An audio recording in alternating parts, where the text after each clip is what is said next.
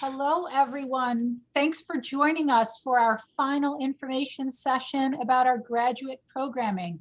As you may know, I'm Vittoria Buccina. I'm the Assistant Dean for Enrollment Management here at the School of Architecture. I'm joined today by Lauren Montier, our Graduate Program Manager, as well as several of our students, Ashley, Monisha, Keijo, and gotta hit someone else. Morgan, sorry. Once everybody came on, you guys were no longer up at the top. I was trying to filter through. So welcome. Hopefully the format today will be more of a discussion of you asking our students some really intimate questions about what it's like to be a student here at Syracuse, what it's like to live here in Central New York. And with that, I'm going to pass it over to Lauren to say congratulations and hello. But again, congratulations, everyone.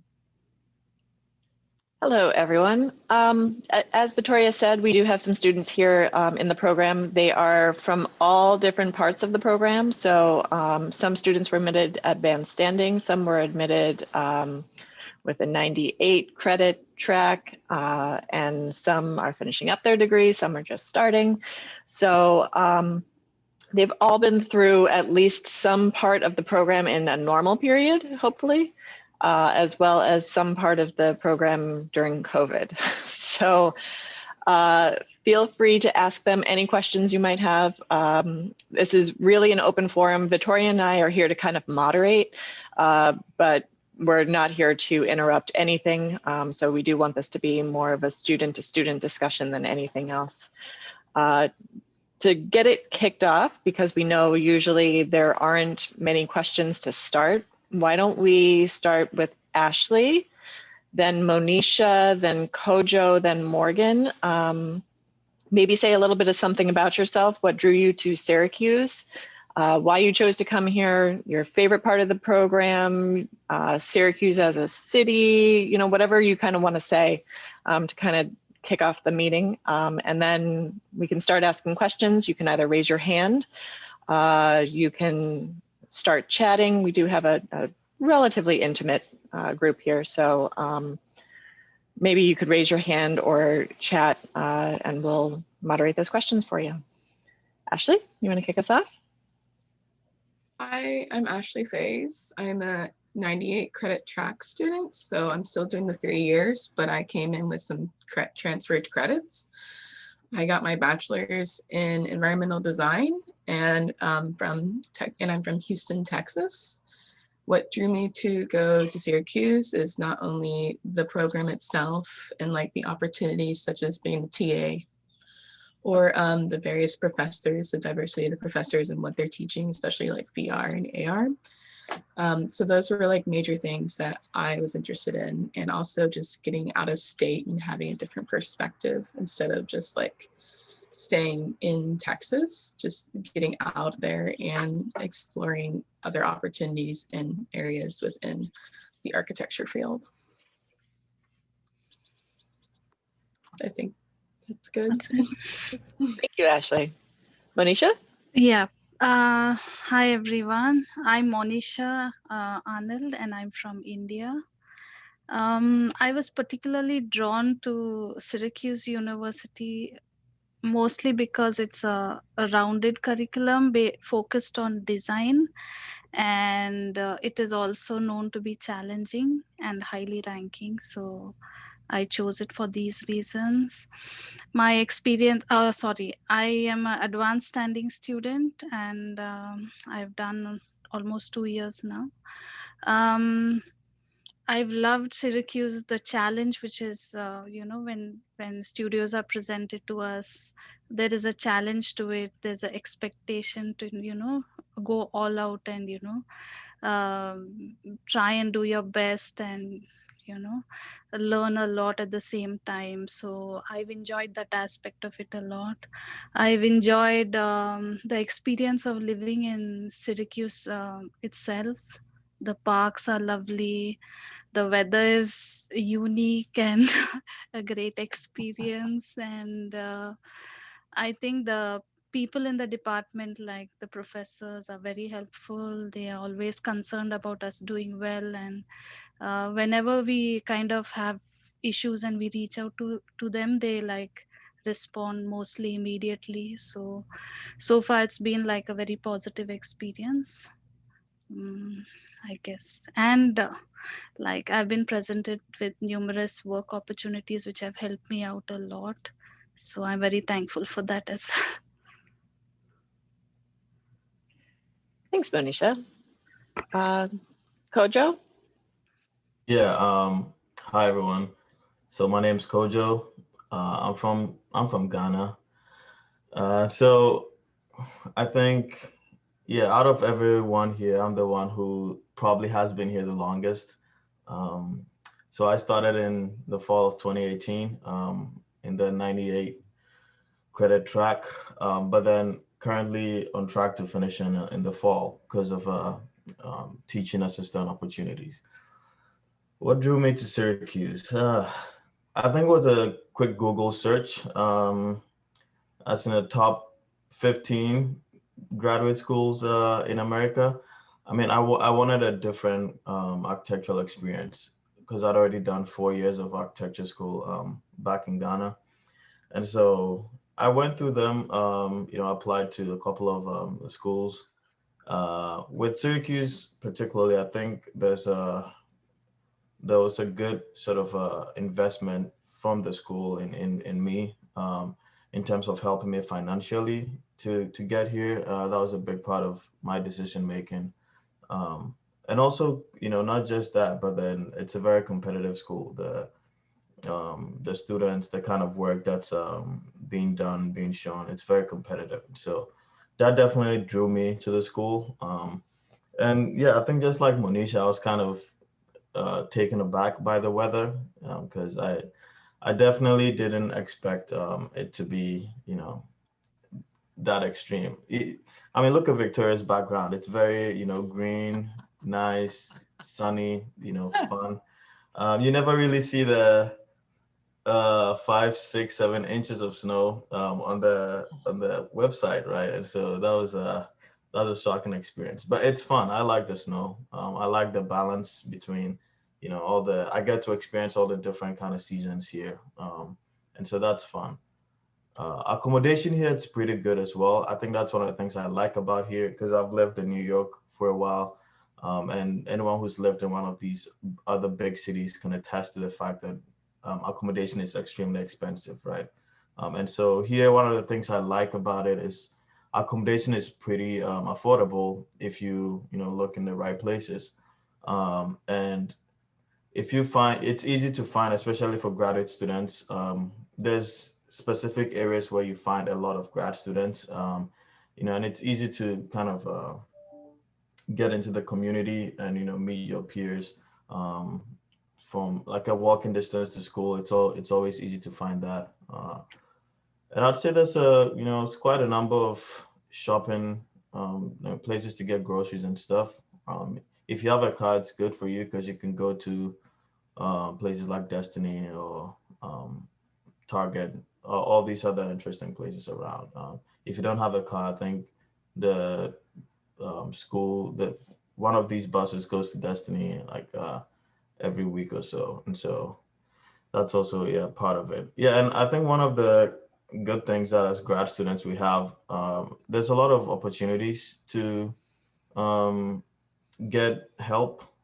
So the teaching assistantship positions, the RI positions, I've done all of it, and it's really helped for me at least. Just trying to cut back on financial expenses and all that. It's really helped. And so if you put in the effort and always keep an eye out for these opportunities, it's always going to be very helpful for you in your program here. Yep. Thanks, Kojo. Before we get to the question in the chat, I do see that. Morgan, why don't you introduce yourself, and then we will start with questions. Feel free to jump in, anybody else who does have questions while Morgan is talking. Though, Morgan, we do want to hear what you want to say. Thanks, Morgan. So I'm Morgan. I'm actually from Syracuse, so I have sort of a biased opinion of why I chose here, to be honest. I didn't even consider anywhere else. A big part of the draw for me was the fact that I didn't really have to uproot my life. I could just kind of start going to school. I don't have my background in architecture. My undergrad was from SUNY Oswego, which is a state school not too far from here, in film and theater and French. So I'm in the full 3-year program, and I'm finishing up my 2nd year. So yeah, a big draw was like, there's a really good architecture program right in my backyard. I don't have to uproot my life. I can like live with my parents and save money. And so I had a lot more practical reasons for choosing Syracuse. So sometimes that's how it goes. But I actually just moved to the Westcott area, which is kind of one of the neighborhoods that a lot of grad students live in. It's pretty close to the university, and it's really nice over here. But yeah, that's kind of me. I'm taking a full 4 years to do the program because I wanted to be a TA and do research at the same time. So I'm kind of like taking less credits each semester so I can get more out of it, and explore all the different opportunities. So there's a lot you can do here. Thanks, Morgan. And thanks everybody else also for sharing. We do have a couple questions. I think Kojo is actually answering one in the chat. But the other one is, how does academic advising and class registration look like for new and current students? Did one of you want to handle that? What it was like coming in for your first year? I can do that. We have a person who actually helps us. Her name is Jennifer. So she's been like super helpful to like be attentive to all the different factors involved in choosing classes, the financial aspects, and she really helped organize my whole schedule. And it's not that she just does it one time. It's like if we feel like we want to change something or try and situate ourselves better, she always like rearranges our schedule and times it out, and she's very helpful. So if you have like any doubts or questions, all you have to do is like make an appointment with her, and she like just helps you out. Thanks, Manisha. And Morgan as well. Yeah, I think one thing I forgot to add to talk about was that, especially now that we're in the Zoom universe, just wanted to share experiences, prior to COVID versus how things are now in terms of studio culture. So I get before COVID, one of the really good things I liked about Slocum Hall in architecture is that, so on review days, you had the opportunity to move around the building and, see lots of interesting work being done by students. That was a really great thing that I liked, which unfortunately is being, you can't really do that now because different Zoom links and, whatnot. But then hopefully next semester, I think the school is trying to go full in person. So maybe you can have that experience, but that's a really great experience because it's kind of like walking through a customized Pinterest board. You see lots of inspiration, lots of work, and sometimes these projects can stay up on the wall for like a week or even more, depending on the professor, right? So that's a great thing, and also the tools available for students to use, right? Like the labs and all that. That's really great. Like this was my first time ever using a laser cutting tool. So that was really helpful, especially for me, since I'd always like made models by hand. But then to have all these like CNC laser cutting tools at your disposal, that was great. Again, I don't know the plans. I know the school is trying to go for in person, but yeah, if that happens, you get to experience all these tools, right? But now, unfortunately, because of the online school, access to those kind of tools is restricted. You need to book things in advance. But that's all these are great resources that I've used extensively. I think it's very, very, very helpful. Even for the Einhorn Studio, you have access to all these VR stuff. Sometimes when you're lucky, you get AR too as well. It's pretty cool having to interact with all these new technology, and how it sort of relates to, this new virtual sort of world that we're getting into. So I think there's a good amount of resources, especially for grad students. The undergrad students are really jealous of the grad studios because they don't have that. And so I'd say we're kind of lucky to have all these resources.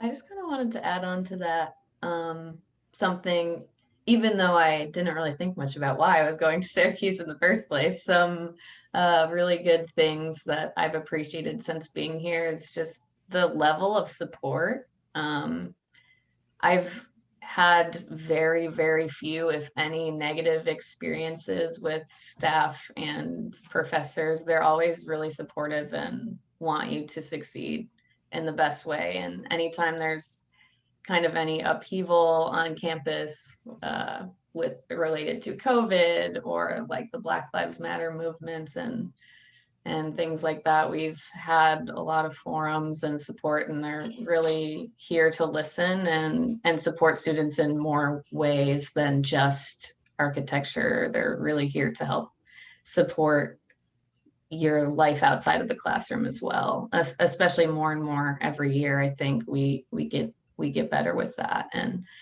COVID's been really unique, obviously, for everyone. But I think we would honestly, as a school, did a pretty good job transitioning to the online format and have discovered a lot of positives and negatives to it. I mean, one of the positives is, for me personally, my work-life balance got a lot better, being able to work more from home. It kind of retrained my brain that I don't have to be in Slocum all the time. Like, you can go home, you can work from home, you can like go to bed. So that's been a very important lesson that we should carry forward, even once we're fully back in person. Like, you don't have to live in the building, you can go home, you can work from home, and that's okay. Because there's just, in architecture in general, this is not unique to Syracuse, there's this culture of like, you always need to be working, you always need to be killing yourself over your projects. And I think COVID has really as a discipline, at least from my perspective, helped us slow down that craziness at least a little bit.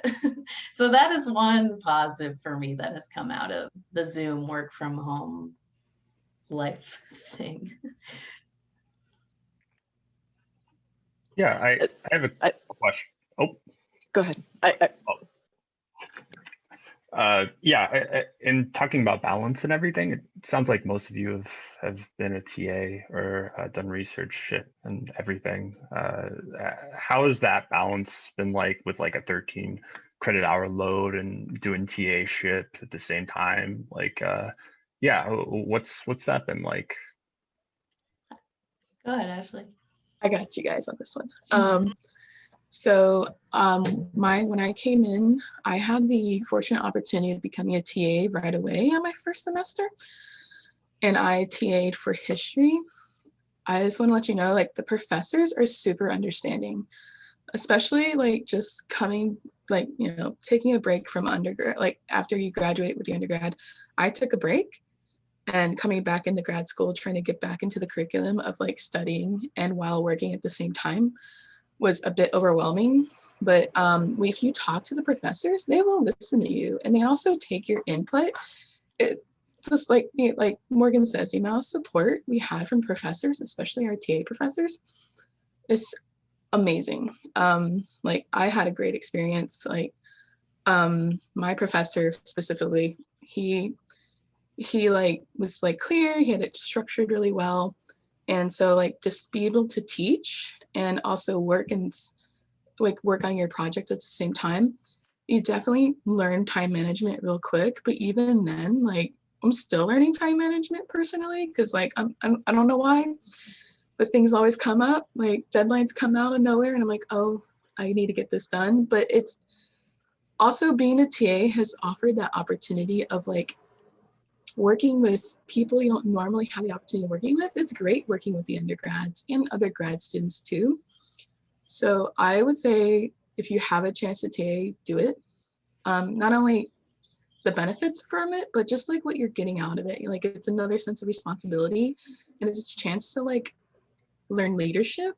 And if you don't want to TA, You can also be an RI.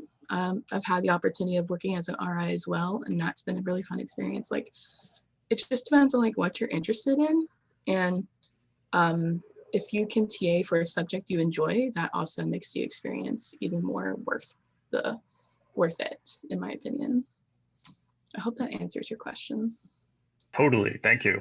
Yeah. Yeah, I wanted to add on to that. I don't know if this is like the perfect answer, but I really do think it depends on the classes sometimes. Like, not all classes and not all TA positions are necessarily created equal. Like, it depends on your level of responsibility for each course you're taking and the course you happen to be TAing. So it kind of depends sometimes. Like, my first semester TAing, the stress level was more so in the classroom. Like, I actually did a lot of teaching, not just like being there, but my stress level for TA was performative. Like, I had to be leading class and teaching all these exercises.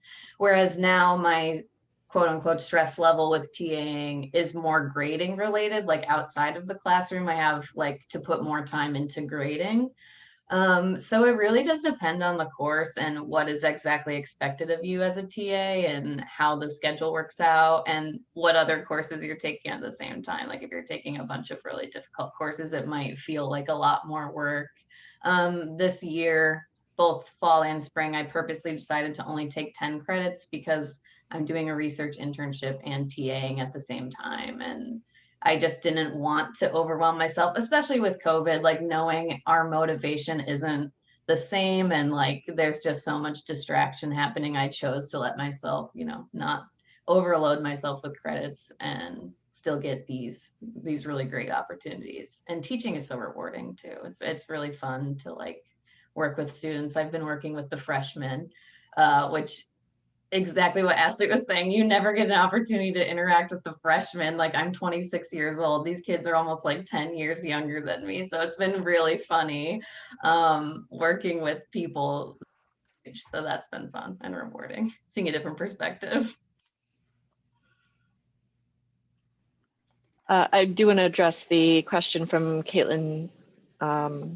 Is it competitive to get TA spots? Ashley, thank you for weighing in on your experience. I do want to say also that each semester we do have 30 to 40 positions available for students. The TA positions are based upon prerequisites. So you do have to take the course equivalent to the course that you're teaching, or at least have some experience in that. You have to have a minimum cumulative GPA of 3.0 or higher. And your prerequisite course, you must have a B or higher in that course. So competitiveness, if you fall into those categories, we also have you rank the TA positions based upon your interest, and then we try to match based upon schedule. So it's a pretty complicated process, but the complication really comes on my end, not on yours. So as long as you do fall into those categories, we do have the majority of our graduate students. The higher the GPA, the more chance you have of receiving a TA position. So I hope that answers that. If anybody else has any other experiences with them, please feel free to chime in. I can address the parking question because that's near and dear to my little heart, because my parents live in Baldwinsville, which is about like 20 to 30 minutes from Syracuse. So my first 2 years I was commuting. It depends on where you live. Like, if you live within walking distance or the bus, like that's probably easier because parking can be a little bit difficult near the university. I had a parking pass in the Standart lot, which is kind of like at the bottom of the university close to the dome, which I think is one of the less expensive ones. And it's around $400 and something for the year. So it's pretty expensive. And there are garage parking that you can pay for too, but it gets more expensive. Like basically the closer the lot is, or like the nicer it is, it gets more expensive. So yes, you do need a parking pass. After 4:30, if you have a parking pass, you can park in any lot. So that's kind of nice. A lot of times I'll purposely wait to do things until after 4:30 so I can, there's a parking lot really close to Slocum, the architecture building, that if I wait until after 4:30, I can park there. But it can be a little bit annoying trying to find parking. So I would, if as much as you can, if you can live within walking distance, that's probably the best way to go. I should add also, I went to undergrad at SU, and so much of the housing on campus or off campus, if the closer you get to campus, the less chance you have of having a parking space available. So if you live out in Westcott, as Morgan does, and as Kojo was suggesting, a lot of those houses do have some sort of parking, off-street parking. So if you do make friends with somebody, you can potentially park in their driveway. But also, it's nice to be able to have a spot to put your car if you do have a car to bring on campus as well. But also keep in mind, if you're looking for housing, the closer you get to campus, the less likely you'll have for off-street parking. And that's something that you should look for when you're looking for housing as well.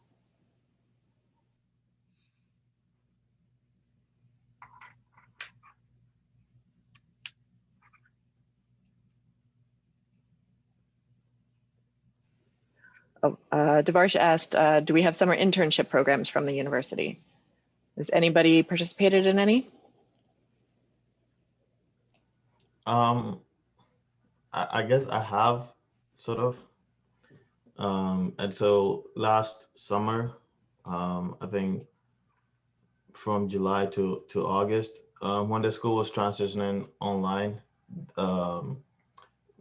some grad students were asked to apply for a position to help the school sort of transition online, and so help with tutorials and stuff like that. Now, I don't know if that counts as a school summer internship, but then I'm trying to understand the question. Is the student trying to ask for summer internships that are given by the school, or the school helping you find a summer internship somewhere else? If Devarsh could sort of elaborate, because I've had both experiences and I could talk about whichever one he wants to talk about. Yeah, so can we, thank you Kojo for assisting the question. So can we apply during these summertime for internships to any other firms not affiliated to our university only, and work with that firm? Yeah, I think the school does a really good job. The career officers, expert, or the assistants, they do a really good job of helping you find internship. I've done an internship in the summer of 2019, and I got the job through Handshake, which you'll be introduced to as you, I guess, start your orientation. It's a really good website to help sort out jobs that are available based on certain filters that you have. And usually there's also on-campus interviews done by firms. And so you can always apply as many as you can, right? I mean, once you get a couple of interviews and you start to attend, you can start to filter based on location, pay, duration of the internship. But I think generally the school does a good job of trying to help students get internships.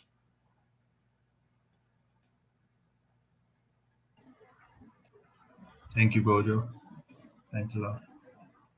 Yeah, and just to elaborate on that, there's only one summer that has anything required through the university. We have a summer studio, and usually people do an elective, like professional elective with that.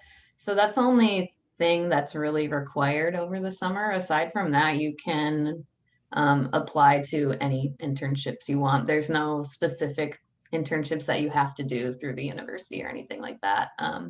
I know our New York City program has some internship elements to it. If you do the New York City summer studio, there are some different internship programs related to that you can apply for. I haven't done any of that, so I don't really have much experience to talk about that, but that is an option too. That I think that's maybe the only like directly related to coursework internship that is available. But besides that, you can apply to literally anything you want. There's no like rules about what types of internships you have to do or anything. Thank you, Morgan. Caitlin asked, after watching many videos of the program, it seems like the curriculum is focused on lots of technological research and design. Would you say this is an accurate representation? Ashley, you're nodding your head. Do you want to take that? Monisha can go first. Yeah, I would say it's it is they try to the school generally challenges us to learn a lot of softwares to become familiar with it, and yeah, that would be accurate. Like there is a lot of focus on technology. I am a Media 2 TA for the grad students, and I have the pleasure of working with Amber Bartosh, and she's introducing the students to game engines such as Unity and Unreal. So they're game engine platforms that allow you to export them as VR experiences. We are working in other platforms such as A-Frame and Frame, which is all these different types of remote learning tools that we can use. Like A-Frame is awesome, tedious though, because it requires like coding, like HTML, I believe. And so does like Unreal and Unity as well. So like there's a lot of scripting and coding involved too. But what they do is, what you do is you create these virtual spaces that you can like click on the website and go into them and experience them. So that's being introduced to the students. And I took 682 last year. Yes.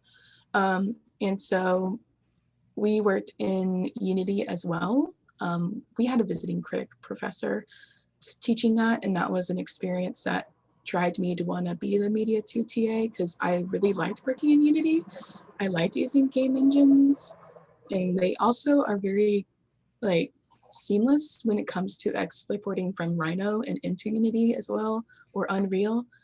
And it's just another way of like experiencing your design because you get to use the virtual platform and like gaming design to actually walk and I'm going to say play your game, which is your design and architecture, because that's what we got to do last year. That was really exciting. I'd like to just add to it. There is another aspect of technology related to energy modeling, which with a lot of tools which are introduced to us like Honeybee and Ladybug and other tools. So that's another aspect which actually, you begin to analyze buildings based on energy efficiency and things like that. So that's another aspect of design which they actually, equip us with. Just to kind of follow up with that. Oh, sorry, Morgan, go ahead. I'm coming in advanced standing, and so Marisha, that's great in terms of what we need to know. Obviously, Rhino and everything, that's the starting point, right? And you kind of branch off from that. But if y'all could kind of talk about that, like software development, like, you start at Rhino, and then do you have the option of going to these gaming platforms and really studying that, or branching off and studying, more sustainable aspect applications and stuff like that, or Revit, or there's, technology is endless nowadays, and what routes did you go? I think a lot of it like depends on the course you're in addition to what you want to do. So like there's been studio courses that we've taken. So Ashley and I were in the same studio that was all focused on climate change and sustainability. And for that studio, I kind of taught myself Grasshopper. It wasn't a requirement, but it was something that was going to help me a lot with my design. And so I sort of chose to delve into that, which I don't know if you know already, but Grasshopper is like a plugin for Rhino for parametric modeling. And that was really useful. So I would say to answer the, is this an accurate representation that we're focused on technological research and design? Yes, but also there is a lot of freedom and opportunity to explore the things that you want to explore. In certain courses, you're going to have to do a specific thing. The exact requirements for the media courses kind of change year to year. They didn't do the exact same stuff in our media too that they're doing this year, but so yeah, I think it depends on the course you're in. There are Revit specific courses. I took them over the summer, which is really helpful for practical job experience things. We don't really use it a whole lot in school for design. I haven't made anything in Revit besides those classes. But yeah, like it's self-led and depending on the course you're in. So certain courses will delve into very specific things, and other times like it's self-led. But I did actually just want to address the question about TA and RI about the research, because I've been doing research internships the entire time I've been here. And I've really loved them. I think if you're passionate about something and find a professor doing that research topic, to absolutely apply and try to do it, because I've learned more from my research internship than a lot of other stuff. I'm working with a professor, Nina Sharifi, and we're doing work with mycelium, which is like the root system of mushrooms, basically like biomaterials, growing sustainable material research, which is kind of my passion and what I think I want to pursue going forward, is sustainable materials. So that has been incredibly rewarding. And as far as choosing that between TA, they're really completely different things. And I would recommend trying to do both at some point. Maybe not at the same time necessarily, but to experience both. The big thing that I want to change, but I don't know how quickly we'll be able to change it, is like the discrepancy in pay. TA, you make a lot more money than being a research intern. It's just how it is. A TA, you get paid credits and a stipend, and it's like really to help you pay for the program, whereas research intern is more like a part-time extra money type of thing. So there is that, which stinks. And hopefully that might change in the future, but doing the RIs has been incredible. So I would definitely recommend it if you have the time. To the question which Jake just asked, I think when you technology is part of studio, so it's like many of the assignments which are given or are related to technology. So it's part of the curriculum, and there is certain level of like, even if you do your advanced building system course, you're expected to learn a number of energy related softwares. And then if you're in studio, you learn VR and you learn AR and you learn A-frame. So there are so many softwares which are already part of the studio and curriculum. And then in addition, if you want to like develop your skills further, then there are avenues like through research internships. You can work, like for example with Amber, she's like all into technology, and then you can hone your skills or develop it further. So there are a lot of opportunities and avenues like in all the aspects. Thank you all. Raquel, you have your hand up. Would you like to ask a question? Yeah, thank you. Yeah, I wanted to know, what laptop would you recommend for us to purchase to use some of these programs? So we actually have a link up on our website that I'll post in the chat here, where it does give specifications for recommendations for computing coming in. Where they are recommendations, it's not required that you do have a computer, though it is incredibly helpful, especially during this time. Of course, many students have been working from home, so to have a computer is kind of necessary, but we are able to give out loaners and that type of thing. during this time. We also do have a computer lab that a lot of our students do use. They do become quite busy at certain times. And I'm sure the students here can tell you just what those times are. But they become quite overwhelmed during especially finals times and review times and that type of thing. But I will put that link in the chat here for everybody as well. I can recommend a ridiculously expensive laptop that's by no means something you need, but I just bought and I love it. If you're the type of person that you're like, I want the best thing out there, I'll type what it is in the chat. It's a Razer Blade 15 Studio Edition. It's a gaming company, Razer. Gaming laptops tend to be pretty good. I feel like Microsoft Surface Book would be a pretty good laptop too. But like I said, it's all, the better the laptop, the more expensive it becomes. But from my personal experience coming in, I had a 2014 Mac that I was working with for the first year and a half, and I partitioned it to run Windows. I would definitely recommend a Windows machine. My Mac is amazing, but there are certain softwares that you're going to want to use that aren't that Mac friendly. You can partition your computer if you have a Mac to run Windows. The only main problem I ran into with that was hard drive space. My hard drive just wasn't big enough to be split between Mac and Windows. So eventually, maybe not right now, but I would recommend investing in a better laptop, especially with the conversation we just had about technology. Like every semester I'm downloading and installing new programs, and to have a laptop that can keep up with that has changed my workflow and made life so much easier. So if you have the money or want to save up the money, you can, but it's by no means like a you must have this laptop. And I'm just preaching from my experience. The better laptop you invest in, the easier your life will be.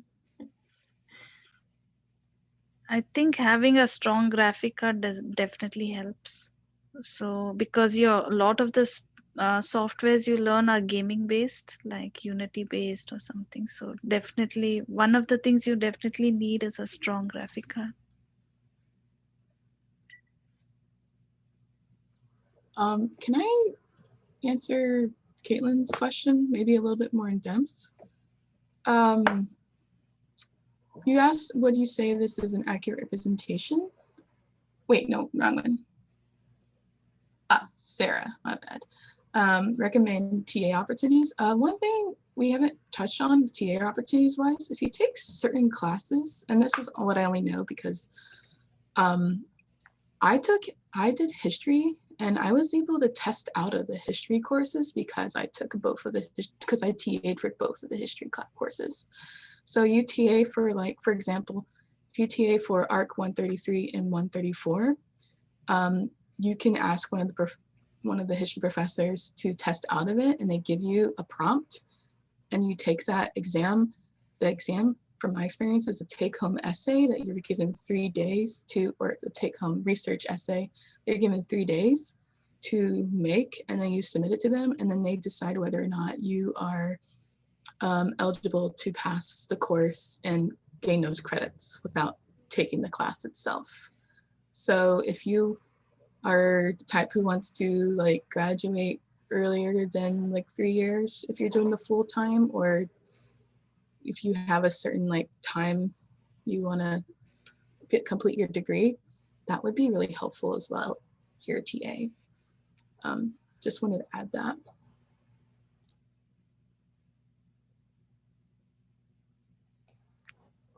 There's also, so for the laptop issue, well, for me, I don't have a good laptop. I've used my laptop for like 6 years now, so yeah, it's weak. But there's a good resource now, especially with online studies. The remote desktop, right? It gives you access to the school computers, which are really strong. Like they have strong graphics, and so basically my computer is just like a shell now. I'm always working from the school computer, but then through the remote desktop.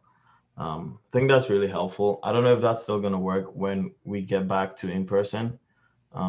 I hope they keep it because that's really good, especially for those of us who don't have.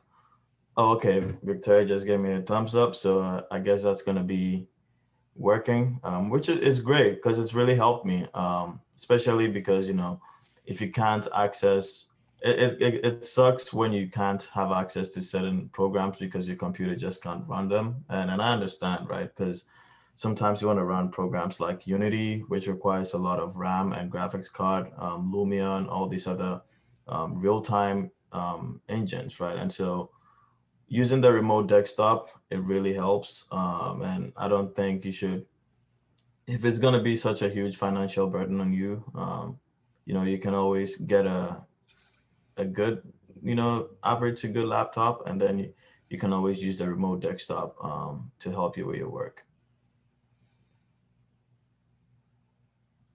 Yeah, the remote desktop's super helpful too. The only downside I would say to it sometimes is there can be some lag. So if you're modeling, it can be a little bit laggy just because of the communication. So Yeah. it's really great. You can use all the programs, but there is that to keep in mind that it's not perfect. And sometimes if you're modeling, or I video edited once using the remote desktop, and that's when it was a real nightmare when you're like trying to scrub really tiny between frames. But so there is that to keep in mind. But besides that, it really is helpful. It's a great resource. You need a strong internet connection, and so you need to keep that in mind for that. Yeah, maybe an Ethernet is a good investment, plugging in instead of just relying on Wi-Fi. Thanks, everyone. Rebecca has asked, you mentioned AR, VR, and working with Unity and Unreal Engine. How aligned is the program for someone who is interested in architectural game design and/or space and technology design after graduation?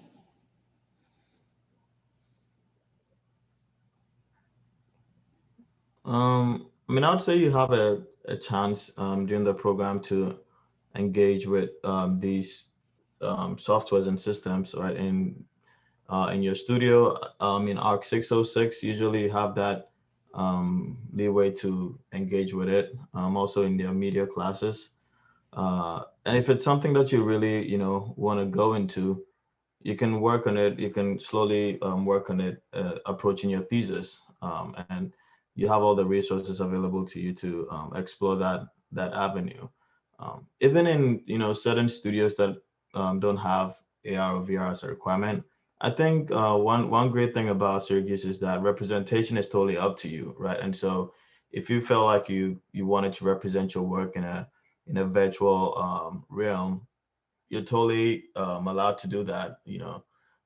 It's not like a one size fits all sort of thing. And so if that's something that you're interested in, 606 definitely going to be a great introduction to all these various techniques or softwares, and Media 2, Media 1, Media 2 can help you do that. Also, advanced building systems sometimes goes into that realm a bit, but then totally once you do that, you can start representing your work in that way, or you can work on it towards your thesis. I know I've used Unity for different kinds of work that wasn't necessarily related to that studio requirement at the time. And even last semester, I was doing a research on virtual conferences. And so I had to work with a lot of VR equipment to like gather my research. So yeah, I'd say that's pretty, there's a good, time frame, or that's a good allowance that's given to you to explore what you want to use with these softwares.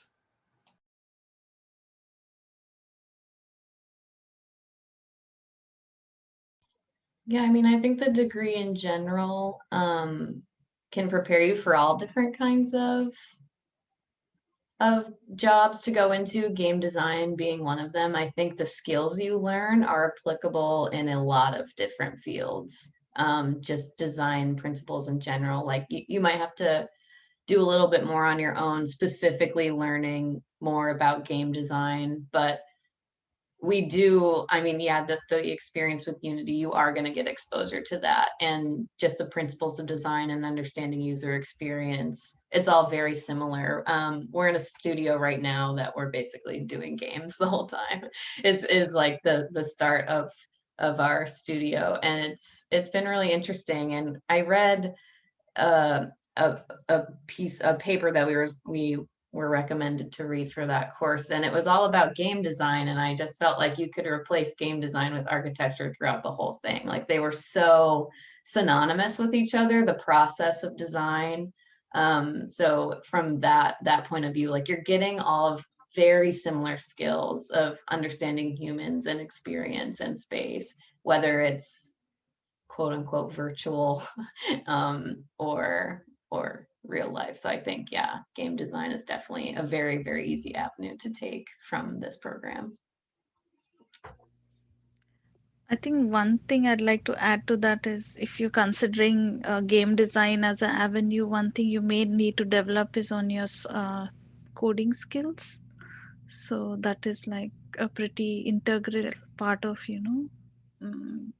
Unity and Unreal Engine.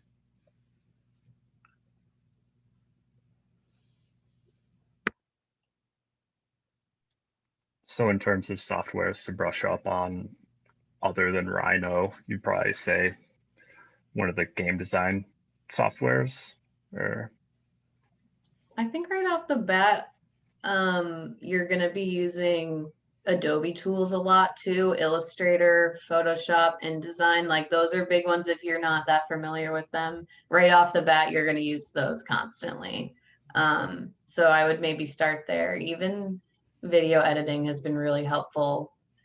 After Effects can get you really far too. And After Effects is kind of just a combination of Photoshop and Premiere. So once you understand those things, you can kind of start to learn After Effects. It's not used super regularly, but if you know how to use it, you can do a lot more with your work. So I would definitely start with Rhino and the Adobe suite, and then beyond that, maybe start learning Grasshopper. It's one of those things that gets touched on and can be so useful if you know how to use it. Because Grasshopper is where the plugins that you use in building systems are. So all the climate analysis, that comes out of Grasshopper, but it's also used for modeling, parametric geometry. You can do a lot with Grasshopper. So I would start with that because that's going to be a lot more useful to you generally than some of the gaming platforms. Like you'll use them and there'll be time for that. And if it's something you're really passionate about, definitely pursue it. But from a more holistic, what's going to help you most in the School of Architecture, I think Rhino, Grasshopper, and Adobe stuff is like the big ones. And maybe even Revit. That's not going to help you so much in our program specifically, but professionally knowing how to do that. A lot of firms use Revit. So it's a good thing just to kind of practice with and know how to use. Morgan, thank you. Ashley, I do see you have your hand up. Give me 1 second here. I've got a number of questions and a couple prompts I want to add to some students to speak about. Can someone speak about their experience with the workshop, the media workshop prior to the start of the program? I know that there are a couple students in here who have absolutely no experience with any of these Grasshopper, Ladybug, and other bug softwares, as well as some of the other programs out there. Also, Rebecca's asked if there are any softwares that the school pays for or provides outside of using the remote connection. And I think you guys have that experience as well. Ashley, do you want to start? It actually coincides with what I was about to say, so it's perfect. Perfect. For the digital immersion, which is taught by Amber Bartosh, doing that was really helpful. It's like, I can't remember if it was 2 weeks or 3 weeks, but it's like a really short term. She gives you different assignments or challenges to brush up on your modeling skills and your rendering skills and your visual representation skills. And so like some of the task was like find an object and model it. So I modeled scissors because I just wanted to challenge myself, because I already, like, for me personally, technology and media has always been something I've been interested in. So I was already like familiar with those programs, and I just challenged myself more to become more efficient. So that was really helpful. For those who are interested in these programs, school provides CC, and it, that's awesome. Greatest gift ever. So Creative Adobe Cloud. Creative Cloud. Yeah. My bad. That's Jargon. been the best gift. They recently, this year, as of COVID, started paying for Adobe Creative Cloud, which wasn't a thing before. We used to have to pay for it ourselves. So that's amazing. Sorry, but Oh, nah, you good. Also, Unity, Unreal, those are free. Unreal, if you want, Unreal's a bit more complex of a platform to start in. So if you're interested in those gaming platforms, I recommend Unity because I started with Unity and now I'm diving into Unreal. And because I know Unity, Unreal has been less of a headache, in my opinion, personally. And they do use 2 different types of code. So like Unity uses C#, yes, and then Unreal uses C++. So that, like those two, they are similar in language, but it's different. Another thing is Unreal, if you do the education, you can get Twinmotion, which is a rendering tool that people are starting to use a lot. Lumion is another rendering tool. It's nice as well, especially if you want to like get quick and visual representation, but I would say learn the program really well so you can do your own thing and not let it do things for you. Like, so you have more control. That's free for the student's license, and then all the Autodesk products you can get for free for student's license as well for 3 years. I hope that helps. yeah, I just wanted to add to that. Doing the digital immersion, I was someone who had no experience with any of these tools. So the digital immersion was really difficult because I was trying to teach myself Rhino for the first time. But at the same time, it made a huge difference. Like if I hadn't done those 3 weeks of digital immersion, I would have been very lost the first week. So it was super helpful for me not having any experience with any of this. I modeled a hammer and it actually was fine. It worked out. It taught me the tools. It was really confusing at first because it is kind of self-led for the most part. Which can be a kind of a hard way to learn a brand new thing, but then you take media 1 and you get much more detailed with it. But it definitely made a huge difference doing digital immersion and not having any experience with this. And then even if it's not through the school, a lot of the programs we use are free for students just generally. So when you go to download them, they'll be free for students. I think the only thing I've paid for so far is Rhino. I can't think of anything else that I've paid for. And Rhino comes with Grasshopper and all the plugins are free usually.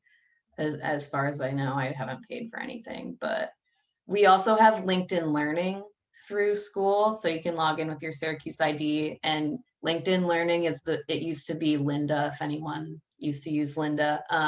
It's just has a bunch of courses to teach you how to use all these things. So check that out for anything you download, not anything, but a lot of the software we use, there's full courses in there that can make you a master if you just follow the tutorials. So that's something you have through Syracuse as well.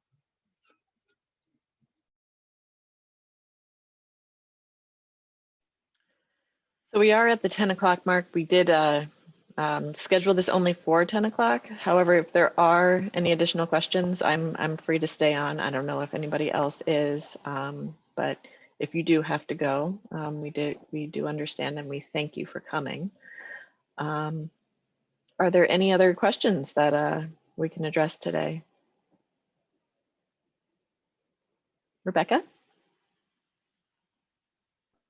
Hello, I just have another question on the weather. Because you guys kind of mentioned walking around campus and all that, but how does that work? Like, let's say, because I have like a huge laptop and a huge bag, so like I can just imagine me I'm not tall, so just like dredging through the snow, or like how does that work? It's a pretty accurate picture you just painted. This is just kind of trudging through the snow. I don't really know what else to say. Invest in good boots and a coat. Can I give you a perspective? Oh, sorry. Do I have to worry about like the cold weather in my technology? Not I really. wouldn't say so. No, I don't think you'll be outside hopefully long enough for it to Yeah. be a problem. The only thing I would worry about is like rain. If like if it's really raining heavy, bring an umbrella. I always keep an umbrella in my backpack for that Yeah, reason. because during my undergraduate studies, I always lived on campus. So I never really got to experience living off campus. I just kind of worry about that. Are you from a warmer climate? I'm from Texas. I What up? went to A&M. Hello.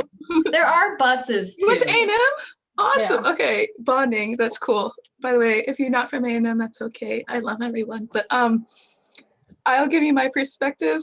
Get a nice jacket. Please get a nice jacket because it was so cold. I didn't have a nice jacket when I first came here. And then the weather came out of nowhere and I was freezing so Well, much. I went to Toronto like last year during New Year's, and it wasn't so bad. So I think I'll be okay. It depends on the day. Sure. The wind can get you, the snow can get you. But yeah, invest in a good jacket. I have one that literally touches the ground, and I don't care how stupid I look walking across campus in my cape. I'm warm and I don't care. But there, aside from walking, there is a pretty good bus system. So if you live like within, I don't know, a few miles of campus, there's probably a free bus that goes somewhere near your house. So if you're really like don't want to walk, the bus system's pretty good too.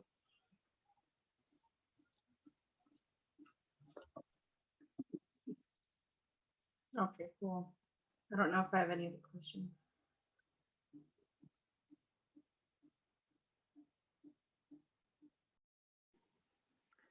Anybody else out here? Manisha, thank you for coming by. I know you do have to leave. Thank you and have a good rest of the day. It was nice Thank to see you. you. Thank you guys. Have fun. All the best. Oh wait, Ashley, where did you graduate from? Oh, my undergrad? Mhm. Texas A&M University. Oh, okay, me too. Environmental design? Yes. Yes. Okay, so can I have like your email or something? Of course. Yeah, I'll put in the chat. Yeah, I just put mine in the chat too. So if anyone has like additional questions, you can email us. Especially if you guys have technology questions, I got you guys. Yeah, Ashley's pretty good at that. I'd say I'm a close second. She wins. We're both tech nerds. Yeah, thank you guys. Yeah, thanks for all your candid answers. This is super, super helpful. Yeah. I just have one more question. Do you guys know of any like group chats where you could like meet with people to find roommates or anything like that? And if so, what are they like called? There are Facebook groups. Let me see if I can. There's a Syracuse roommate finder too. I found my roommate through Syracuse, who's also another architecture student, so that's been helpful. If you can avoid doing random selection, do it, please. You will save yourself so much drama. See if I can. I will say once you matriculate into the program too, we connect you with our GSA, the Graduate Student Organization, and they will add you to a Facebook group with all of the rest of the students here on campus.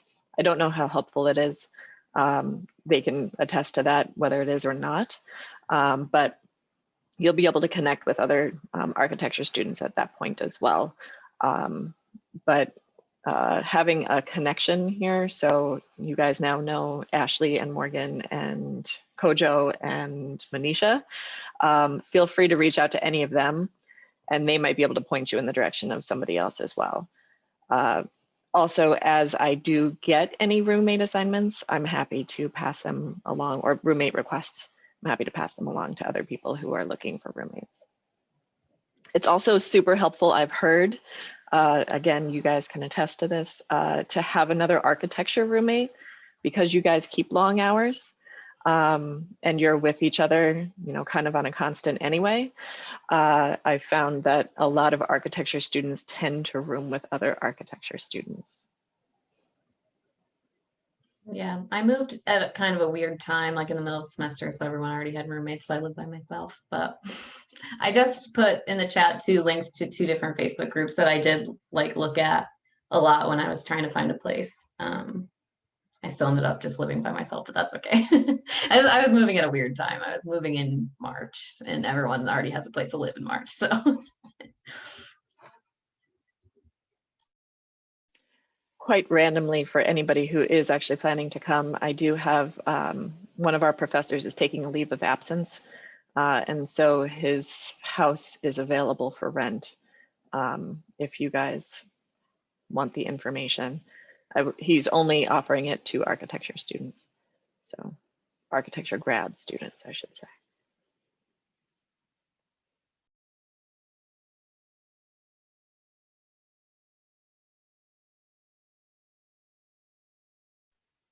All right. Any other questions out there?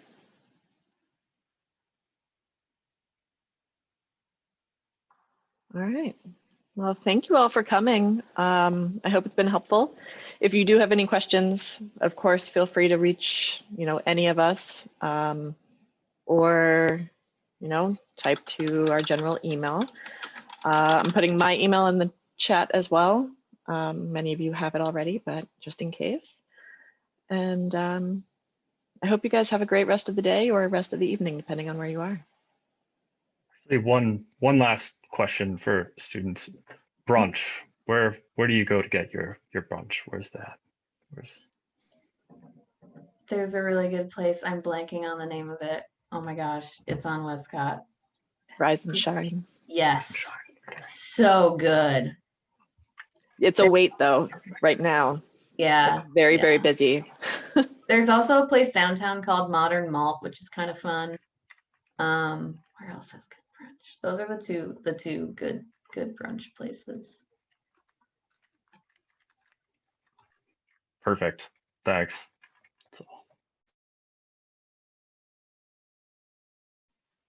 Thanks all. Great questions. All right. Have a good rest of the day.